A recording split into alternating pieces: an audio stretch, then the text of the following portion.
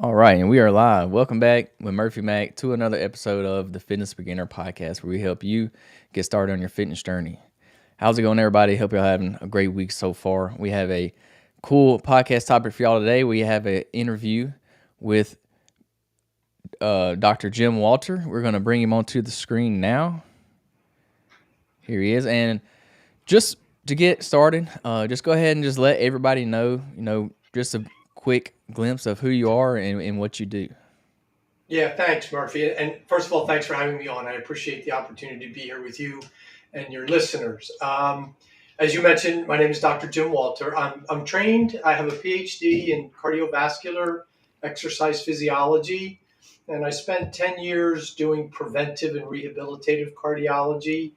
Uh, then spent a little over 25 years in the pharmaceutical industry, which took a different path for me. But I'm here today because during this time, I've always had a passion about preventive medicine, and I think I can do more about that. And I'll get into this in more detail in the podcast, but I'll let you ask me about why I would consider myself a frustrated exercise physiologist, and I'll explain that.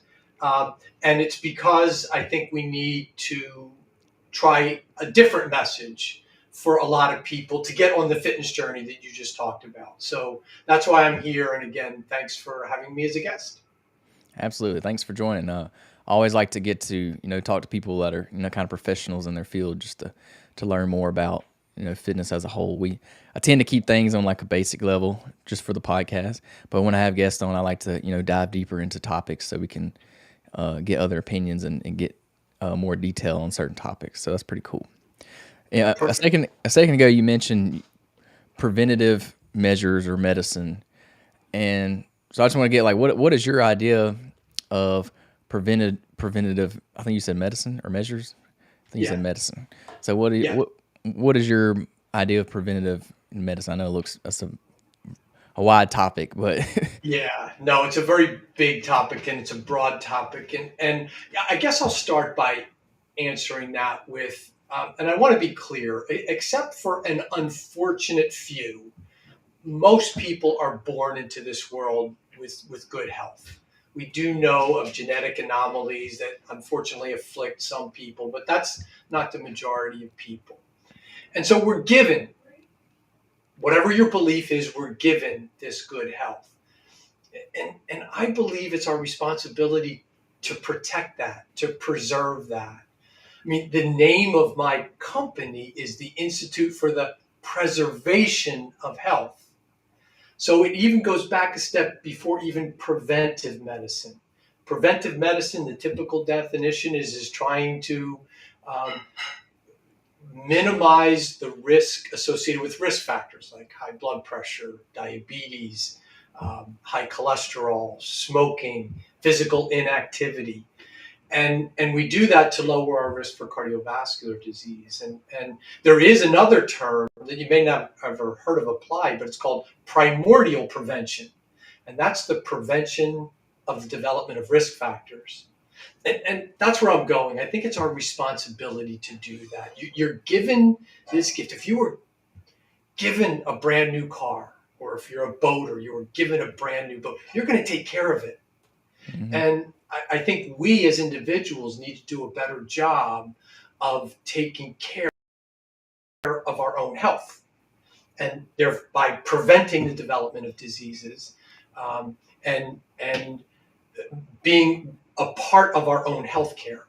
So that's where I'm going to go with my messages. And as I said, I'll give some examples, but that's what I'm really talking about with preventive medicine. Yeah, I liked how you mentioned if somebody gave you a car or a boat, you would take care of it. Well, like your body is the one you only get one. You only get one body, so you got to take care of it. It's the one thing that like you can't buy. Money can't buy. A healthy body. Yeah, it could help in certain areas, but at Yeah. the end of the day, you got to do the things that you have to do to take care of your body because you only get one, and you can't money just can't buy that for you. So I think that's very important. That Yeah. And even if it could, as you suggested, even if it could, it doesn't put it back to the way it was. yeah, It's like taking a damaged car and banging out the damage that's done on the wheel, but you really Hmm. didn't get rid of the problem. And that's where taking this responsibility, and the reason I say it's our responsibility is because we are the ones that live with our health every day. I've done this before to patients that I've worked with who unfortunately have diabetes.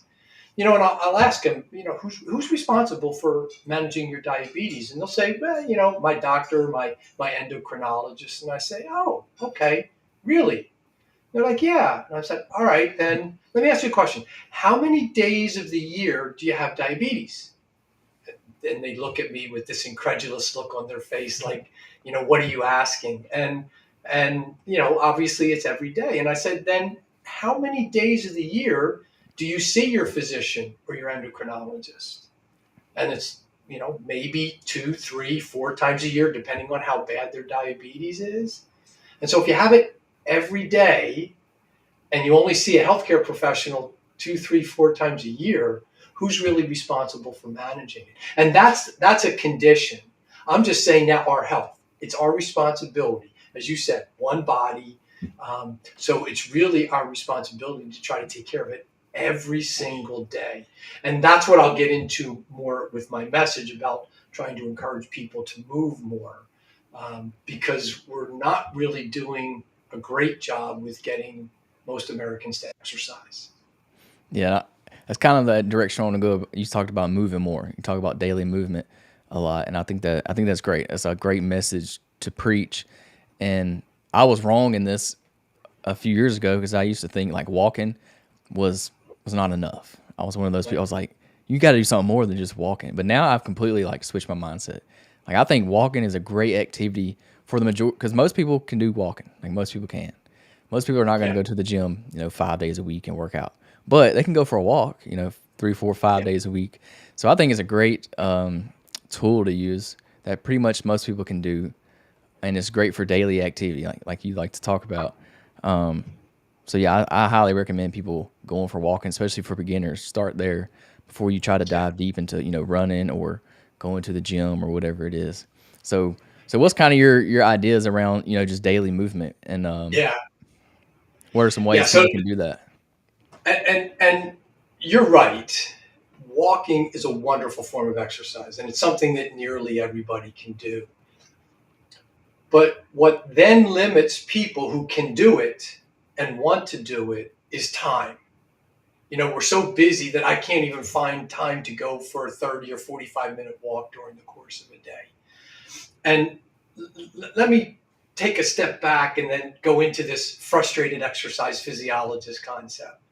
And what I mean by that is that, I truly believe, and I don't think I'd get any argument from you, that in exercise, with decades of research, we have arguably the most potent form of medicine known to mankind.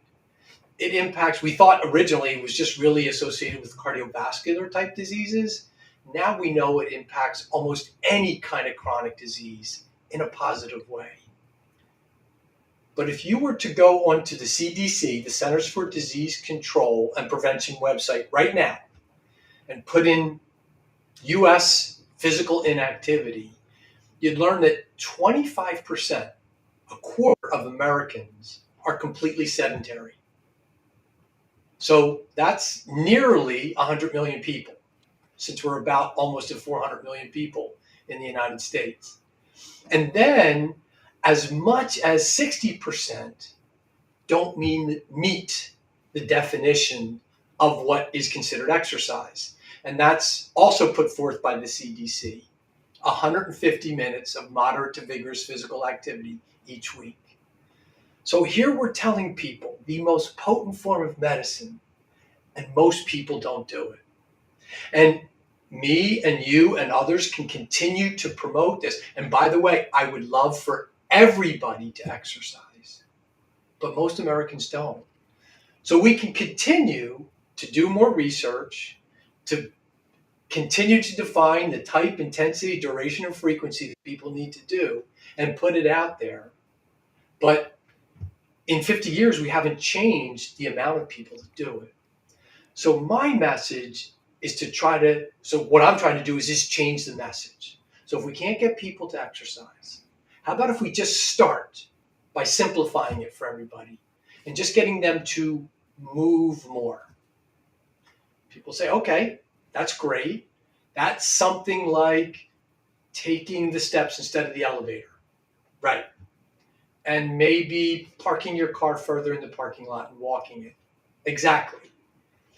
But after those two, people go completely blank in terms of coming up with other ways that they can move more. And so, what I do when I speak to people or to audiences is I give ways throughout the day that you can just build more movement into your day. Just move more. Like if I were to stand up from my chair right now, that's movement I otherwise wouldn't have done. Now, that in and of itself, it's not going to have a health benefit.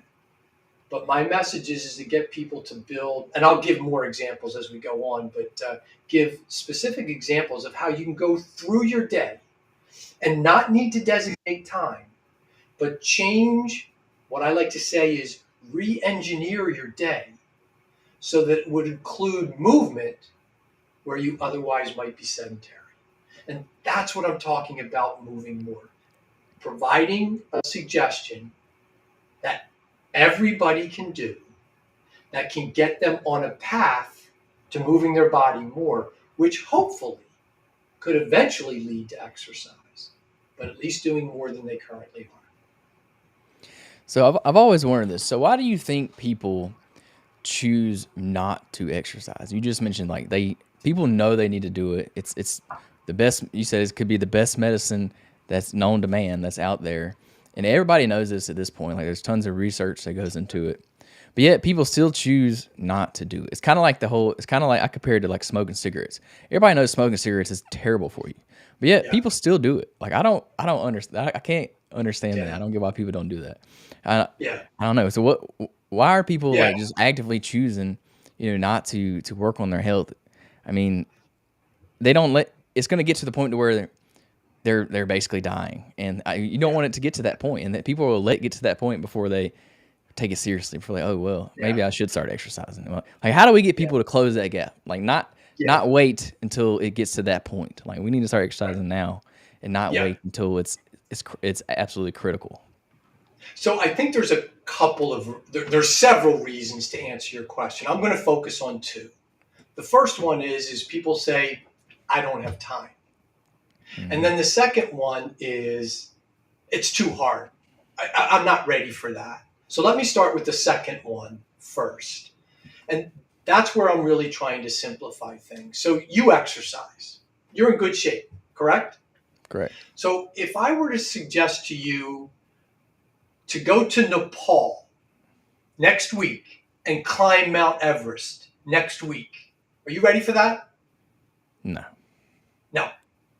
And so I think when we tell people you need to exercise, which means, and they can Google it too, 150 minutes or more of moderate to vigorous physical activity, they look at that and they think about that they're doing nothing. And then they say, too hard for me. Just like it would be too difficult for you to go to Nepal next week and climb Mount Everest. So I think that's the first thing is we set a gap that's too large for people to overcome. And then they choose just not to do it at all. And then the second one is the time factor. And so this is where you can, and what I do when I talk to groups is I give them ways that they can build now this more movement into their day without needing more time. So let me give you some more examples. We talked about taking steps instead of the elevator and parking further. And it's just move more. It's just simple things. And I will also cite some data that says very small, subtle, consistent movements can have health benefits. Not the extreme health benefits that exercise provides, but it will have health benefits for some. So it's the morning. And you get up and, I'm still old-fashioned. I get a physical newspaper in the morning, which is directly out my front door. And what most people are going to do is walk right out their front door and get it and come back in. But could you consider going out your side door or your back door and walking around your house to get the newspaper and come back. Just a simple activity. You're not going to reprogram your day because it took you an extra minute to go get the newspaper. You're just going to go about your day. That minute won't matter. But you do that. Same thing then if your mailbox is out the front door. Can you go out that way and do it? If you're at your office and you're working and it's time to refill your water bottle, can you do it on a different floor than the one you work on? Again, it's not going to add more time to your day. You'll just absorb that. Or instead of instant messaging somebody from your computer who's right down the corridor, can you get up and walk and talk to them instead? So now you're just moving more. You know, when you come home, and let's take a young adult, a parent, for example, who's got a 6, 8, and 11-year-old at home. You know, you're not going to go home to your 6-year-old and say, hey, sweetheart, how would you like to grab some dumbbells and go out for a power walk with me? That's not going to work. But what if you asked your 6-year-old, how about if we go outside and see how many cracks we can count along the sidewalk? Or see how many different trees we can identify? Or flowers or birds, whatever. And if you do something like that, you actually accomplish 3 important objectives at one time. You move more, you spend some quality time with your child, and depending on what you go out to do, you might even contribute to their education. And then you got the 8 and the 11-year-old that needs to go to their soccer or softball or baseball practice. And it's those parents that pull up to the soccer or ball field, let their child out to go practice, reach into the back seat or their hatchback and pull out their lawn chair and sit and watch that practice for 60 to 90 minutes. And they'll tell you, I don't have time to go for a walk. Because we just are so programmed that that's not what I do. And so this is how you can find the time and minimize the amount of physical effort to just move more throughout the day. And I'll cite one quick study, and then we can go on to other questions. And it was from a journal called the Mayo Clinic Proceedings. Most people have heard of the Mayo Clinic. And in 2020, they published an article indicating that the mere fact of going from sitting to standing, not just once, but throughout your day, resulted in small but statistically significant decreases in resting blood sugar and body fat mass. So if a little bit of activity can have a little bit of a difference, let's just get started. And by the way, going back to your other thing, and you've probably heard this said, and you will hear it more in 5 or 10 years, but sitting is going to become the new smoking. Mm-hmm. Yeah, I actually like that a lot. I've said that a few times on the podcast. And you talked about standing up. So I work a desk job at work. So I have one of those little desk riser things. So I try to sit up and stand down, stand up and sit down as much as I can. And then I also have one of those like under desk treadmills that I'll use sometimes. So there's good ways to, get some more movement in if you work a desk If you job look like me. right over that shoulder, that's my walking treadmill right there. Mm-hmm. And I have 2 desk setups. This is the one I use personally. The one over my shoulder is the work one, because I still do work in the pharmaceutical industry as I'm transitioning into a public speaking, more of a business. And yes, that desk is on a button, and I raise it up and down and walk all the time. And I just think about why I didn't do this all the time before. I'm totally with you on that, and do that all the time. In fact, this also is on a rising desk. The only reason I'm sitting right now is you could probably see a glare behind me. And if I were up higher, that's even worse. So I'm sort of forced to sit until I can block that window off and eliminate the glare that's back there. Yeah, you said you don't know why you didn't do that stuff before, and it's just because we've normalized, sitting. We've normalized it, just like we've Yeah. normalized the food that we eat nowadays. And I don't think it's really going to change until we unnormalize it. I don't know. That's not even a word, but until we take it Yeah. back. No, and that's exactly my message. We need to create a paradigm shift. But to do that, you need everybody to do it. Hmm. And if it's going to be too hard for everybody to begin exercising, which we've already proven to be true, can we at least start by getting people to move more? Um, I just was on a podcast last week and was asked this, or this came up in what you just said about normalizing sitting and stuff like that. So I'm going to ask you a question. Do you know which ailment causes the most people to miss work during the course of a year? Miss work. I mean, just being sick. But I'm guessing you Yeah. mean what type of sickness, huh?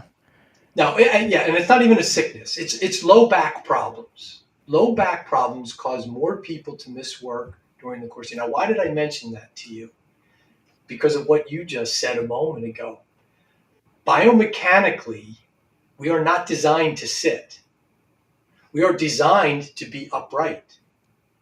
So if we spend most of our day sitting, is it a surprise that low back problems keep most people out of work during the course of a year? No.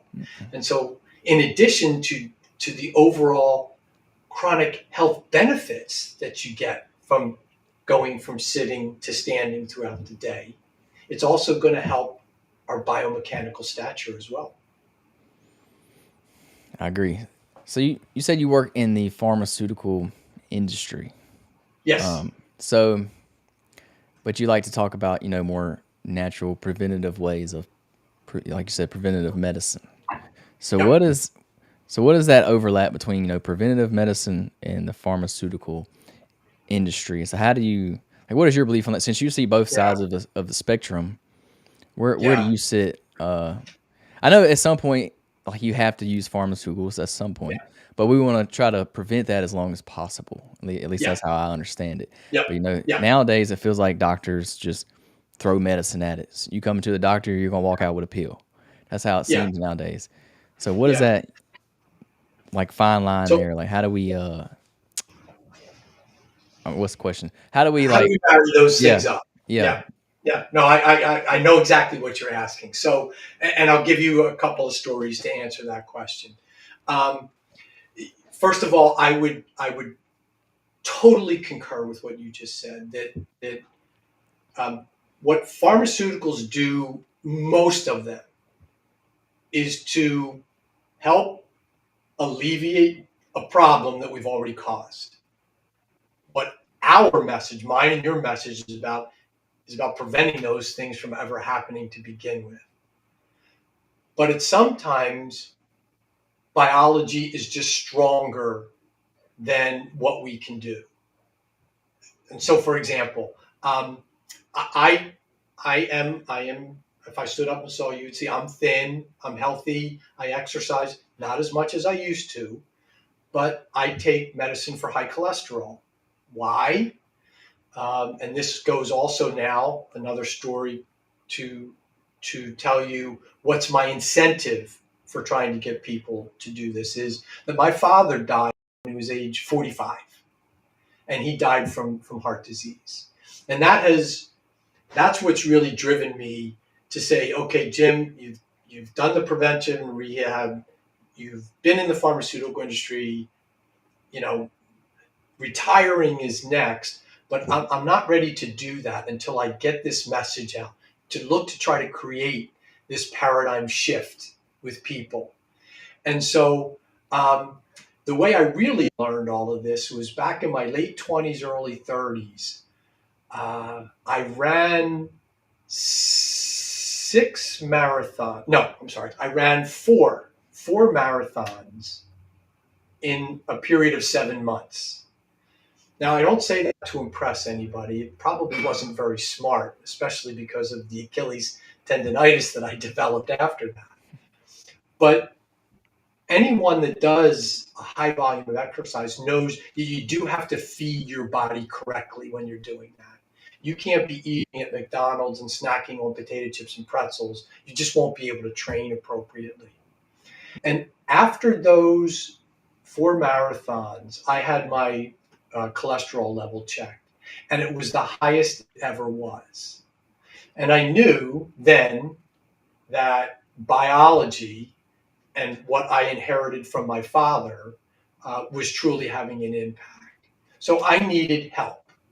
And I didn't want to wait until I was 40, 45, 50 because cardiovascular disease develops very silently, as do many of our chronic conditions. And so, you don't want to wait until you get close to a problem to begin to address it. So, yeah, I'm not a big proponent of pharmaceuticals as a first line defense where people can take more responsibility themselves. I'd like to see people do that. And if they're not going to exercise, can you at least begin by moving more? And then if you were to then take my challenge to you and start training specifically for high altitude climbing, slowly and gradually, eventually you could probably climb Mount Everest, which would be the equivalent then of somebody else looking to conduct 30 minutes of exercise 5 days a week.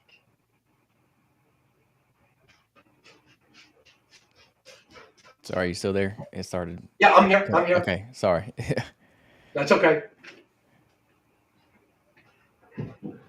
I forgot. I just went blank. Sorry. That's uh, okay. Well, let me while you're thinking, let me uh, remind. Did you say you're located in New York? no, I'm in Alabama. Oh, that's right. Okay, all right. So I asked about New York because for people that are tennis fans right now, we know that the U.S. Open is taking place in New York right now, and one of the things that I say when I give speeches is, I've always tried to share things that have been motivational to me. And one of them is a saying, a quote attributed to Arthur Ashe. So the US Open, the stadium that they play the US Open in is Arthur Ashe Stadium. And he has a big plaque, big, it's over the entrance walking into the stadium that he wanted all the athletes to see when they were walking in to compete. And it says, start where you are, use what you have, do what you can. So start where you are. If you're sedentary, just move more. Use what you have. Use your imagination to come up with your own ways. I just made some suggestions that people could move more, but the other half of my talk is trying to stimulate creativity in people so that they can come up with their own thoughts because maybe you don't get a newspaper. Maybe you don't work in an office building, or if you do, maybe it's a single floor, so you can't go up or down to refill your water bottle. But how can you then, in your day, replace being sedentary with movement? And the last part is do what you can. Everybody can move a little bit more. And so doing a little bit more each day will get you closer to where hopefully you want to be. Yeah, I like that. I like. I have a quote that I like that goes similar to that, and it's, "You can't compare your chapter 1 to somebody else's chapter 10." So it's kind of the same thing as, do what you can, start where you are. It's kind of the same concept. Yeah. Yeah. That comes. This quote comes into like when people start comparing themselves. You see other people doing it. Like, for example, if I saw somebody climbing Mount Everest, like I can't be like, hey, I need to do that too. I got to start with, the small mountain and then work my way up to it. So I can't Right. compare, myself to where they're at now because I'm not where they are. Like I'm starting in a different place than where they are at now. But they started in the same place I'm at. They started at the beginning too. They Right. started at chapter 1 just like everybody else does, and they've gotten to where they are through consistency and effort and time. So Yep. yeah, I like that. You No doubt. mentioned, I just want to real quick for the listeners, you mentioned high cholesterol. So what exactly is high cholesterol and how is it affecting you? Yeah. So, what is high cholesterol? That changes every few years based on new research that's continually being conducted. The general guidelines remain pretty much the same. You want to keep your overall number, your total cholesterol, below 200. So that's pretty easy. But then it is where it gets tricky. So then it's made up of many different things. I'm just going to really keep it simple Hmm. and then talk about the LDL cholesterol, which we consider to be the bad cholesterol. LDL is low density cholesterol, and then the HDL, the high density cholesterol. What we've learned recently, so LDL is bad. And we used to have the guideline at about 130 and maybe below 100 for people with risk factors. What we're saying really now to anyone, the lower the better. So if you don't have risk factors and your LDL cholesterol is 90, does that mean you're healthy? Maybe not. So what can you do if you're eating a bad diet? You still want to improve your diet. And maybe you can drop that 90 down to 80 or even 70. The other half of that is the HDL cholesterol. We used to want that above 40 as a minimum. Below 40 was actually considered a risk factor. And then the higher, the better. In recent years, we've learned that perhaps what we thought about HDL being a really good thing doesn't matter as much. So there's more focus on the LDL cholesterol and then a whole bunch of subparticles that if you're concerned about that, talk to your cardiologist about and lower them. But just because your numbers appear to be normal, you still want to make sure you're consuming an appropriate diet. And I use the word appropriate because nobody's perfect. Um, you know, I know a lot about this stuff. I'd like to consider myself physically active and do that part. Could I be a better eater? Yeah, I could be. So we can all be a little bit better and do what we can to address the cholesterol. So that's just some general guidelines. You said you like to keep things simple, so I didn't want to Hmm. get too complicated with that answer. No, that's great. So what kind of causes this LDL cholesterol? Is it, you mentioned bad diet? I know you mentioned a little bit about genetics.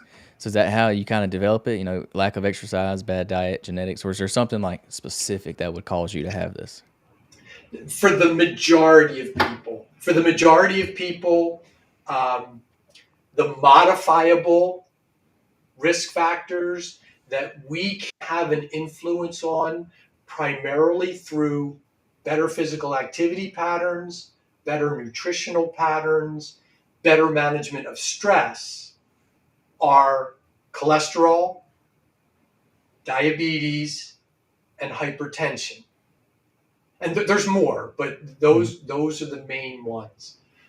The drivers are usually that raise them are usually poor diet and physical inactivity. So you reverse those and you can have an impact.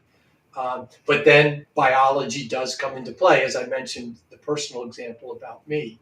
So it's important for all of us to pay attention to those, even if we might appear to be otherwise healthy.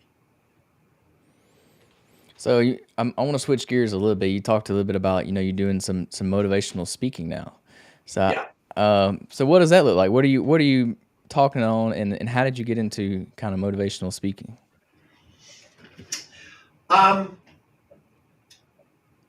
the driver for it are two things: the premature death of my father. Um,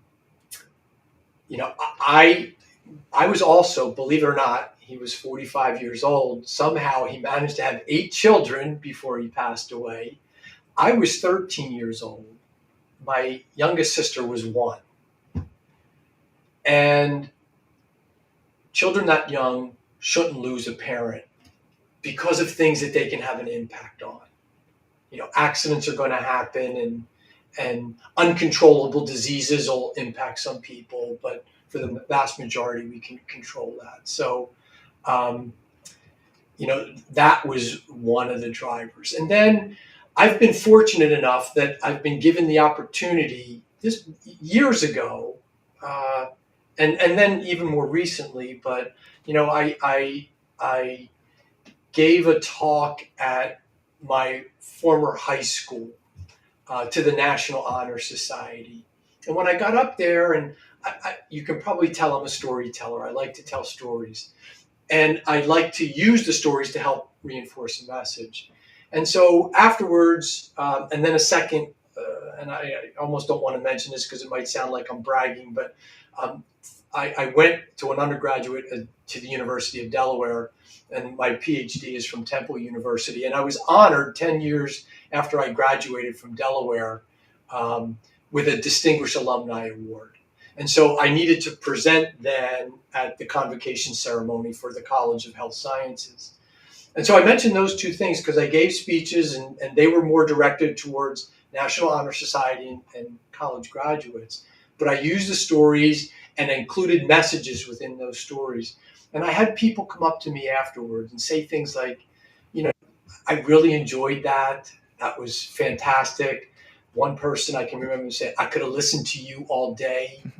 And so then when I've got this situation happen with my father, when I become a frustrated exercise physiologist because this powerful message about exercises is not resonating with the vast majority of Americans, and I started to think, what can we do differently? So can we change our message and simplify it and just get people to move more, something that everybody can do? And so that's driving me now to then give a fun, an inspirational, but a useful message to people. And that's what's driving me to this motivational speaking. So these events are mainly, kind of health related, kind of like daily movement, like we're talking about now. That's what you're speaking on. Yeah, but I can speak to any audience because the message pertains to anybody. And that even includes athletes, people that are physically active. And I say that because I'll go back to my example of developing Achilles tendonitis after running the marathons. I had Achilles tendonitis not for 5 days, not for 5 weeks, and it wasn't 5 months. I had very symptomatic Achilles tendonitis for 5 years, meaning that it was painful for me to get out of bed every morning. It hurt. So, and running was my big form of exercise. But what I was able to do is remain active otherwise during that time. So I say my message is important to athletes as well because we're all going to encounter an injury at some time. And when we have that injury, it's not the time to develop good habits. It's better to have developed them all along. So if you're a marathon runner, if you're a triathlete and you work in an office building, develop the habit of using a restroom on a different floor, of walking up and down to talk to somebody if you need to, of doing some of these other suggestions that I've made, because then if you are injured, you'll just be doing these things naturally. You remain active, or at least moving more than you would have otherwise. Yeah, actually, I like to take a little lap around. I work on a construction site, so I'll take a lap around the job site, after lunch or so, just to get some movement in throughout my day, just to remain active. So exactly, yeah, and how can you do more? How can you do more? That's my message to people. How can you replace being sedentary with moving? If you're the busy parent and you come home and you've done all this stuff with the kids that I've mentioned, maybe you need to check in with your parents before you help the kids with their homework. There's no reason for us to sit while we're talking to our parents. I'm not saying jump on a treadmill. What I'm saying is can you just meander around your house? Go up a flight of stairs if you have steps in your house. Gently, but just move more than you currently would, and basically avoid sitting. Just do something. So beyond daily movement, once you get that down pat, what would you say are kind of the next steps to move past the daily movement? Like, when it comes to Yeah. exercise, or like what is that next step for you to push it one step further? Yeah. So I think what it really then comes down to is confidence for people. Remember, 25% of Americans are sedentary. And what that means is their movement that they do throughout the day consists of activities of daily living. So that means brushing your teeth. That means getting up, and using the bathroom. That means preparing your meals. That means taking your trash out. That's all that they're doing. And so it goes back to that hurdle that I talked about before, the barrier then between being sedentary and 150 minutes. So what I've seen, and then what I would hope for on a grand scale to create this paradigm shift, is that people, as they then move more, will recognize I am moving more. I've been doing this now for 2 or 3 months, or 8 or 9 months, or 12 or 15 months. I feel better about myself. Maybe I can go for a 10-minute walk or a 15-minute walk and then make that accomplishment. Great. It's still not 150, or if you take 150 and divide it by 5 and make it 30, it's still not 30, but it's 10. And if you've done all of these things and you've done it without really requiring time because you've just built it into your lifestyle, so then you only need to find 10 minutes to start, and you've got the confidence. That's what I think, Murphy, is the next step, is this level of confidence that people will think, boy, I really did very little before. Now I'm doing more and I've been doing it. So maybe I'm ready to try something a little bit more structured. And hopefully Absolutely. we'll It's make that it's one transition. yeah, it's one of those things that when you start something new or you try something new, it's you when you're new at it, you're not very good at it. So it's a little bit discouraging, a little bit. You don't you may not enjoy it as much. You don't see the benefit from it. It's not as fun. But as long as you keep doing it, and when you start seeing a little bit of progress, when you start getting a little better at it, when you start improving, and when it comes to fitness, maybe it's you start losing a little bit of weight, or you may start getting Yeah. stronger. That's when, like for me personally, I get hooked. Like that's when I'm Yep. like, okay, I see it now. I see why people do this now. Like I get it, and that makes me like want to take it a step further, and then that Right. works for me. So I think a lot of other people would operate that way as well. As I know, as soon as I got in the Yeah. gym, I was always very skinny as a kid. As soon as I got in the gym and put on some muscle mass and got a little bit stronger, like I got hooked from the get go, and that's all it took for me to keep going. And Yeah. then it got easy from there. Yeah. And I think it's the same for everybody. The Mhm. scale is just different, right? You were active at least, and then got into something, and so that's great. But what we know is that most Americans are not doing much, and Mhm. so let's try to give them a message that they can do and simplify things for them. And that for me is to start by just moving more. Yeah, but you got to be intentional. That's the thing is you got to be intentional about it. A lot of people think, And go ahead. think about it, right? Come Hmm. up with your own ideas. Don't depend on me. On my website, I do put new ideas that I come up with all the time. To I'm right now. You probably can't tell, but I work on the second floor. Just one more simple example, and I just think of them the other day. So the other day I needed to talk to my son about something, and so he was downstairs. And what do most people do? They walk to the top of the stairs and they yell down, to their child, to ask the question. And I was about to do that. I was like, what? Wait a minute! Don't do that. Walk down the steps, go and ask him the question, and then come back up the steps. Just another simple way just to add more movement. Yeah. It's trying to get people to realize that, or how to like break that little barrier just to get them going. It just takes that one little thing to get them going in the right direction, and then it's a lot easier to get going from there. I like to say, make your bed in the morning as soon as you got out the bed, because it's kind of like you check the box. You check the box first thing in the morning. I don't like making my bed. I'll be honest. I don't like it, but I do it every day because it sets me up for a path of success for that day. I check that box, done. That's one thing done for the day. Now I'm on to the next, and then you check the next Yeah. box. So that's how it operates for me better. Like if I can, if I have something to get me going, it's a little easier. So we got to find ways to get people that little trigger. It's like a trigger for them to figure out what that trigger is for them to get them going, to get them Yeah.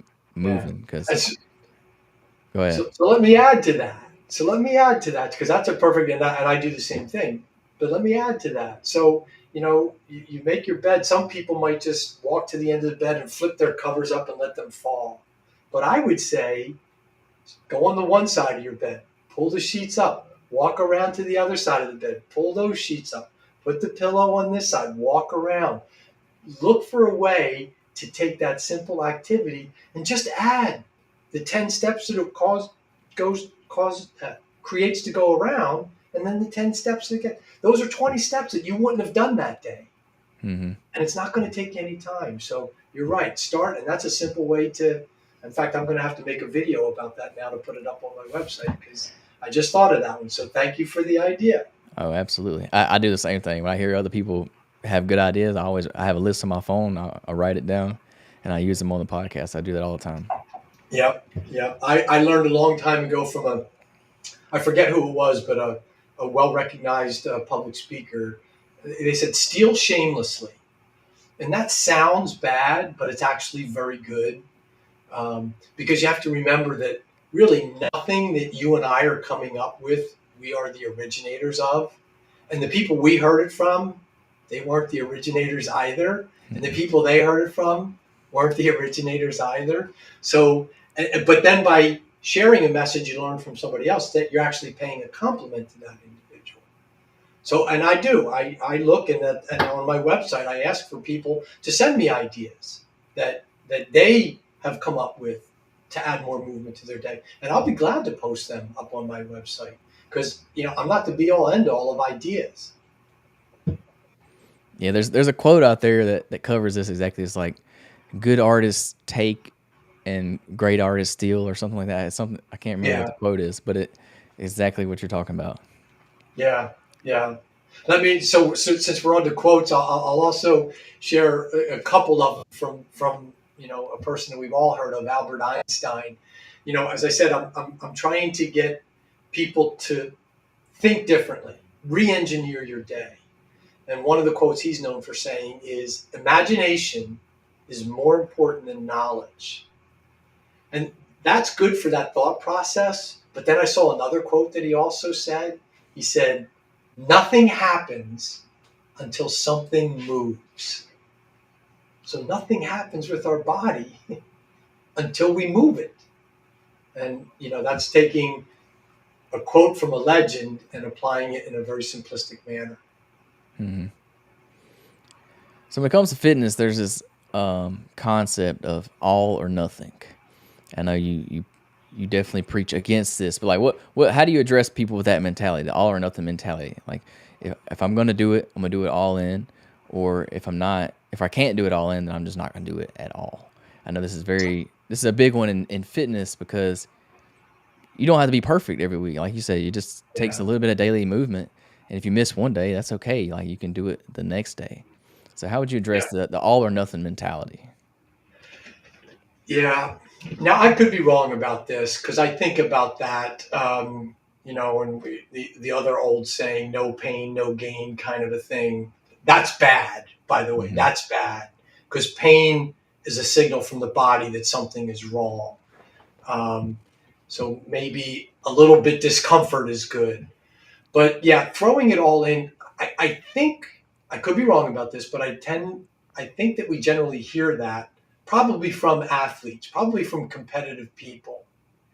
And, you know, maybe there are some people that, and I'm trying to reach them, but I'm really trying to reach the masses that aren't them. And, you know, is it really that hard if you're completely sedentary just to get up from your desk a few times a day more? So that's not all. That's very simple. Um, but that would be. I don't know. Do you know? Do you have a sense? Do you generally hear that from people that are more competitive, maybe more athletic, or have you heard it from? I see it from Common. both sides of the spectrum. I think Okay. for the masses, I think it's kind of like you mentioned. There's a barrier between doing nothing and doing 150 minutes of activity. Right. Well, I think the masses may think, well, if I can't do the 150 minutes a week, then it's not in my best interest to do it at all. You know what I'm saying? I might as well Yeah. just not do it if I can't do it all. You know, all of it. It's all. I'm either Yeah. going to do all 150 minutes or I'm not going to do any of Yeah. it. So Okay. it's that's kind of how I'm coming at it. Yeah. So I would then make sure that I reinforce that data that I already shared, that just the simple act of going from sitting to standing resulted in changes in fasting blood sugar and body fat mass. I'll cite another study. So we all then, maybe the all in is this magical 10,000 steps that we've heard many times.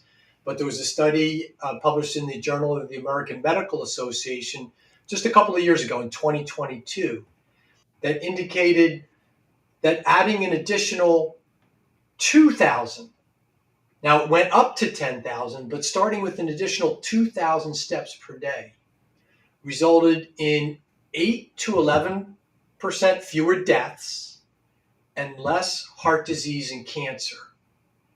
And for those individuals in those 2,000 or more steps that actually accomplished them moving faster, there was even more health benefit. So I think both of those studies cite that you don't have to go all in. Mm-hmm. Just use your stand-up desk. Get up once an hour. That's not all in. That's a very simple adjustment.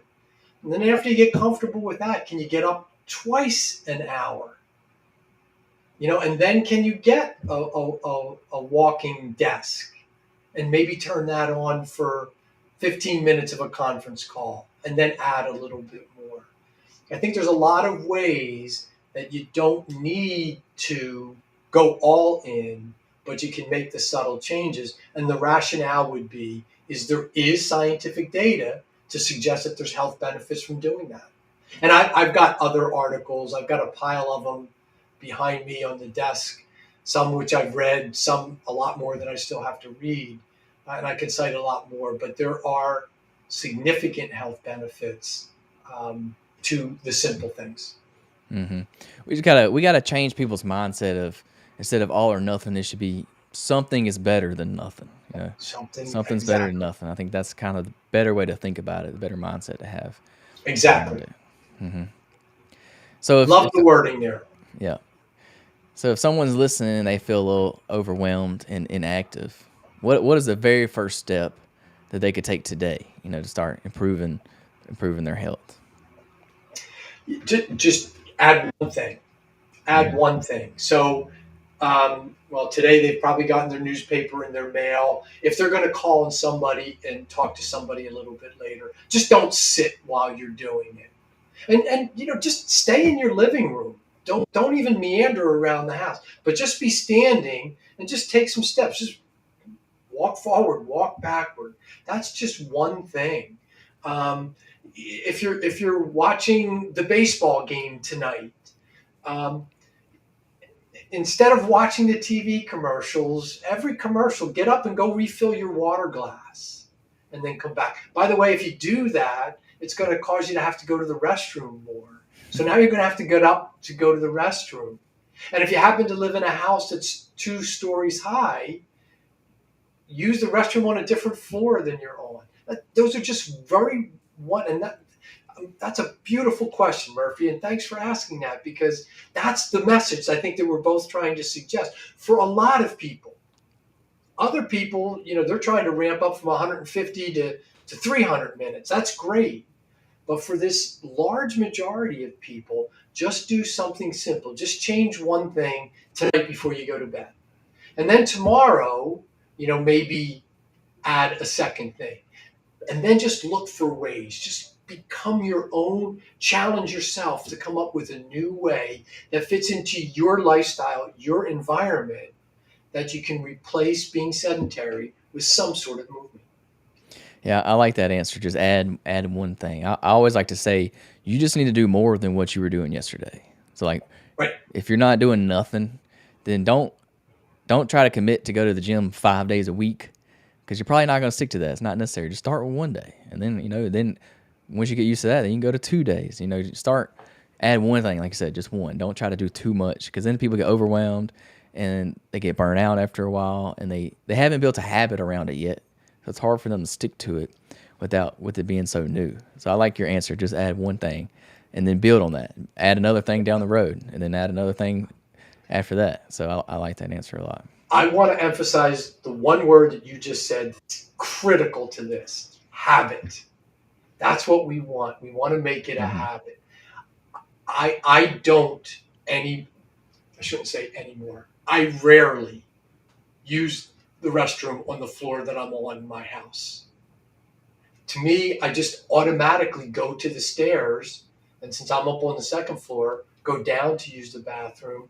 Or if I'm downstairs after dinner or watching TV, I automatically come upstairs. So I'm just not preaching things. These are all things that I've added to my day. A few years ago when my son was too young to drive and I had to take him to get his hair cut. Yeah, you're just sitting there in the stylist, watching them get their hair cut for 15 or 20 minutes. And one time I thought to myself, wait, why am I sitting here? I don't need to be sitting here. And it's in the shopping center. So I said, to my son, I said, I'll be back. And I just got up and walked, and I just walked up and down the stores for 10 or 15 minutes and then come back. That's what I'm talking about by trying to replace moving with being sedentary. Yeah, I like that. So outside of just moving, what are some general like exercise things you would suggest to people, like beyond just getting movement, like steps in Yeah. throughout the day? Yeah. No, movement is critical. Find all kinds of movement. I'm going to emphasize, especially for my generation, the older people, you know, do with the movement, um, try to do something that includes resistance training. Hmm. That can be very light dumbbells. It can be stretch bands. It could be a carton of milk or a half a carton of milk. Some people think, so again, here comes the simplified thinking. They think, a gallon of milk, it's too heavy for me. I can't do that. Okay, finish the milk and then put a little bit of water in it. Right? People don't think about that. It's either the 8 pounds that the gallon of milk weighs. So go back to your thought about it's all or nothing. And they don't Hmm. think, oh, wait a minute. So now that I'm done the milk, I've got an empty container. I can just um, put some water in it, and just do something to create some resistance training. And then the other thing, especially for it's important for everybody, but for people getting a little bit older, is just to build some flexibility into your routine. So again, you don't have to designate time. You're sitting there at your desk. Push your chair back and bend over and just try to stretch a little bit for a minute. Not going to add time to your day, but just adding these simple things throughout the day cumulatively will definitely make a difference, but definitely including both some resistance and some flexibility stuff. Yeah, it's sticking to the basics. A little bit of resistance and some mobility type stuff. I like body weight exercises. I think those are great Yep. as well. Resistance bands are a great way for beginners to start doing some resistance training. Simple things like that. Push ups, Yeah. squats, things like that. You can do these in your living room. So I like to preach. Yeah. Just start in your living room. You don't have to go to the gym to get some exercise in. You can do it pretty much anywhere. Go outside, Yeah. play in the yard with your kids. I like to say that a lot. Yep. Shoot some Absolutely. basketball. Yeah. Things like that are just active. Throw the football with your kids, baseball, whatever it is. Run with your Um, dog or your cat, anything like mhm. that. I just looked over my shoulder because I was going to show something, that I came up with long ago in the spirit of resistance, but I don't see it there anymore. But again, people, equipment and all that kind of stuff. So one of the things I came up with years ago when I was doing the rehab for somebody that wanted to do a little bit of resistance training is, squeeze something. So, a ball. Well, what kind of ball? You can't squeeze a baseball. You can't squeeze a softball. What about a tennis ball? Oh, well, tennis ball are hard. I mean, they're you can't squeeze them.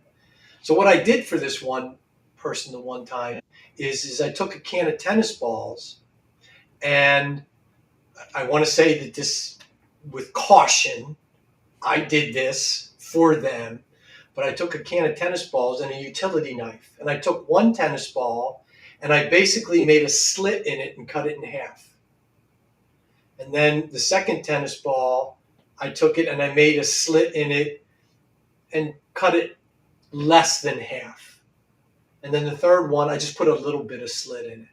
Now, with a single can of tennis balls, I had 3 different resistances for squeezing. Mm-hmm. So just think differently. Think differently. Let me, this is a bizarre example, but if you'll indulge me for a minute, before my father died, he was the epitome of I think creativity, and he did this for us. He loved to fish, so he knew about boats, and he actually built the last boat that he used for fishing. He got the boat hull from the boat yard, and they put the engine in it, and he built the rest of it. Now, he never told me this, Murphy, but I'm going to suggest that this went through his mind. He had 8 kids, and he's got to keep 8 kids busy while he's working on this boat. So what he did is he went back to the boatyard and he got a second boat hull, 32-foot fiberglass boat hull. And then he dug a hole in our backyard and he put the boat hull in it. And then he built a wooden deck around it. And we ended up with a swimming pool from a boat hull. Now, what does that have to do with movement? Nothing. But what it does show is this also, and this is what I'm trying to create in when I do the public speaking, is a mindset of thinking differently. So if my father could see a swimming pool in a boat hull, I would encourage your listeners, how can you go about your day looking for new ways to introduce movement, resistance with tennis balls, anything? You or I, we don't have all the ideas. People are sitting there, but we often put blinders on to potential things that we can do. And, I'm looking to try to help change that as well. Yeah, we gotta start thinking outside the box and get creative because Exactly. everybody's schedule, everybody's life looks different. Different things going on, different times of the day. So you gotta get creative. It's hard to give everybody an answer. So Yep. just you gotta get people thinking creatively, Yep. thinking outside the box. So Yep. of ways they can add some movement. But yeah, we're coming up on an hour now. I want to respect your time. Before we get off, is there anything you want to ask me or any social media or anything that you would like to plug? If you have a website, if you want to let Yeah. everybody know where they can find you at. Well, first of all, I'll thank you. I thank you for the opportunity. I'm biased. I think this is a really important message because it's so simple and it's something that everybody can do, but we just need to get a lot of people on board. So, yeah, I do have a website. It's my name, Jim Walter Speaks. So, all one word, jimwalterspeaks.com. My email address is jim@jimwalterspeaks.com. Um, I won't even bother saying it, but my telephone number is also on the website. The website offers also some glimpses of what I speak about. It also offers the ability to check out some of these what I call them move more moments. So it offers up the move more moments, which I change frequently. Those move more moments can also be seen on Instagram at Jim Walter Speaks on Instagram. So those things change, and if people are interested in this content, they have a meeting coming up, and they want something that would be fun, that would be inspirational and useful to their audience. I welcome the chance to speak to them. Awesome. I just want to say thank you for preaching this message. It definitely needs to get out there to more people. Movement can go such a long way in people's lives, and I just don't think enough people realize that yet. So the more you can spread the message, the better. So I'm glad that you hopped on the podcast today to talk about it. I'm sure our listeners will enjoy this one. And yeah, I just want to thank you for coming on to the podcast. I enjoyed our time together, and Likewise. I think that's all I got for you. Um, Okay. so yeah, appreciate it, and Well, yeah, y'all tune in next week for another episode of the Fitness Beginner Podcast.